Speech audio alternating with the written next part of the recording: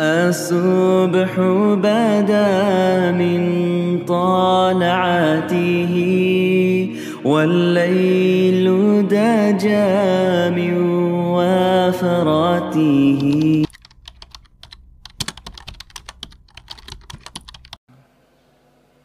Ada orang punya kefahaman mengenai sholat, tetapi belum punya kefahaman mengenai bagaimana akhlak yang baik. Sebagaimana diceritakan dalam hadis dalam itu mana itu Riyadhus Shalihin. Ada orang zaman dulu, zaman Bani Israel, namanya Jurej. Jurej itu bahasa Arabnya, bahasa aslinya bahasa ini, bahasa orang dulu, Josh. Kira-kira begitu. Namanya Jurej. Jurej itu sholat sunnah, kan? Sholat sunnah. Tiba-tiba di tengah sholat dipanggil ibunya. Dipanggil ibunya, maka dia bingung, kan? Saya teruskan sholat, apa saya penuhi panggilan ibu saya ini? Dia mikir, tengah-tengah sholat, Jurej, katanya ibunya, saya penuhi panggilan ibu saya pas sholat ini. Bingung akhirnya, sampai akhirnya dia terus sholat aja sampai selesai. Akhirnya ibunya marah, loh, anak ibu panggil ibunya kok nggak datang-datang. Ibunya nggak tahu kalau Jurej itu sholat. Semoga kamu sebelum mati nanti kamu akan melihat pelacur, katanya ibunya. Karena ibunya itu marah.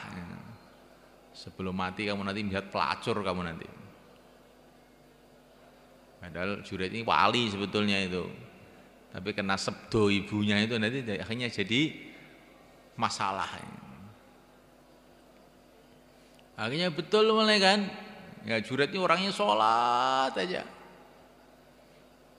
Nah, tengah malam itu ada pelacur datang ke langgar dia. Ya, datang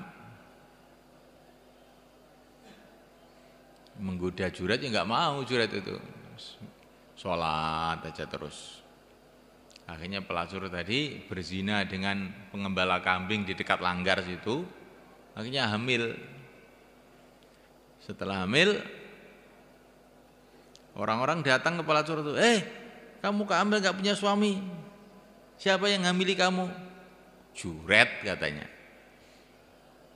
Maka orang kampung, oh Jurej ini pura-pura ibadah aja, ternyata ini orang bijat ini. Akhirnya orang kampung itu marah, langgarnya Jurej itu dibiakar, diberuk nih. Maka Jurej itu bertanya kepada orang-orang, kenapa langgar saya kamu hancurkan tuh kenapa? Karena kamu tuh zinai orang. Mana perempuan yang sezinai? Katanya. Itu sudah membawa anak itu. Dia cerita sendiri. Mana anaknya? Bawa sini coba. Maka anaknya dibawa ke Jurej. Oleh Jurej itu didudul perutnya. Anak, kamu anaknya siapa? Tiba-tiba anak kecil itu bicara sebenarnya kan. Saya anaknya pengembala kambing. Maka orang kampung kaget semua. Jurej keluar keramatnya ini. Langsung sudah kita bangun langgarnya dari emas saja. Kumpulkan emas. Kita mau bangun langgarnya dari emas. Jurej, enggak. Kembalikan pada aslinya saja. Saya enggak perlu emas. Jadi Jurej itu wali sebenarnya kan. Orang yang dekat pada Allah. Tapi gara-gara akhlaknya sedikit aja kurang baik sama ibunya. Waktu dipanggil dia ini enggak cepat-cepat datang. Itu terus langgarnya ambruk. Kena masalah dalam kehidupannya. Nah ini maka orang itu walaupun dakwah habis-habisan, ibadah habis-habisan, akhlak harus dijaga. Nanti kalau enggak dijaga Iya kalau jurit bisa keluar keramatnya, kalau nggak keluar keramatnya giyepui orang nanti.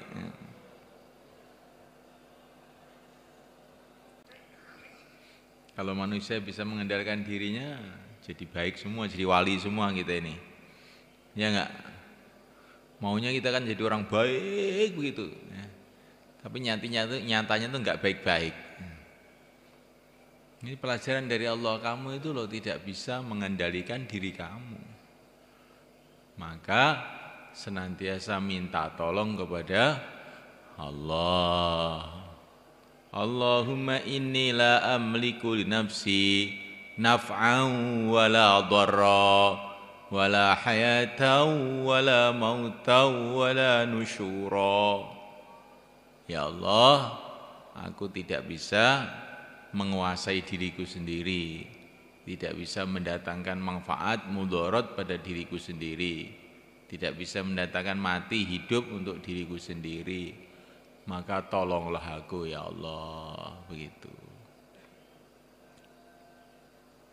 La haula wa la quwata illa billah.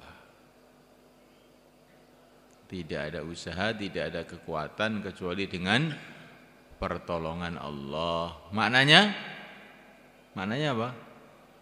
Ya Allah tolonglah saya, gitu.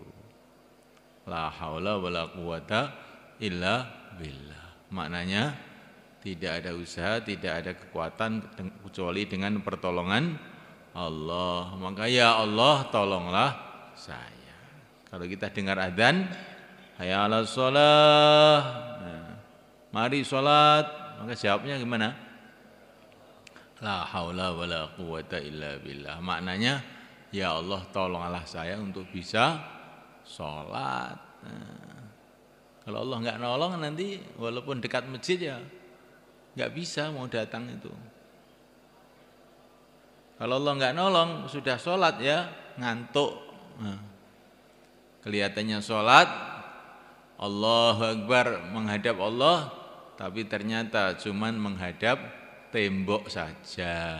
Nah, karena apa? Hatinya belum ditolong oleh Allah. Kalau dia tolong oleh Allah, Allahu Akbar itu menghadap pada Allah, sehingga sholatnya mendatangkan macam-macam barokah. Kita ini nggak bisa apa-apa sebenarnya. Untuk diri kita sendiri, apalagi untuk orang lain. Kepada diri kita sendiri pun kita ini nggak mampu apa-apa, apalagi kepada orang lain. Nah, oleh karena Allah Subhanahu wa taala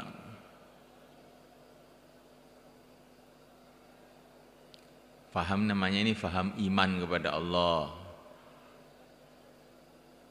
Faham, kefahaman agama ini juga kefahaman kepada iman kepada Rasulullah sallallahu alaihi wa ala alihi wasallam. Punya kefahaman bahwa jalan yang benar itu hanyalah jalan Rasulullah. Jalan untuk menuju ridha Allah hanya satu jalan, yaitu jalan yang ditunjukkan oleh Allah sendiri, yaitu jalan yang dibawa oleh utusan Allah, Nabi Agung Muhammad SAW.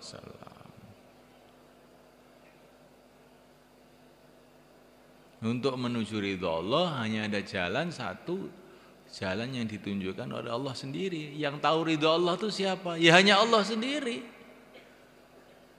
Kemudian dikasih tahu itulah utusan Allah, Nabi Agung Muhammad SAW.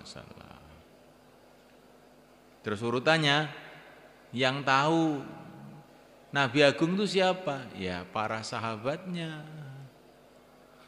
Maka kita mau ikut Rasulullah itu harus melalui para sahabat. Kalau enggak melalui para sahabat ya enggak bisa. Karena murid beliau yang pertama, yang paling paham kehidupan beliau, arahan beliau adalah para sahabat. Untuk memahami kehidupan para sahabat, ajaran para sahabat, kita harus kembali kepada ulama-ulama yang ahlinya. Urut ini, harus urut ini. Kalau enggak urut, nanti itu enggak ikut prosedur namanya.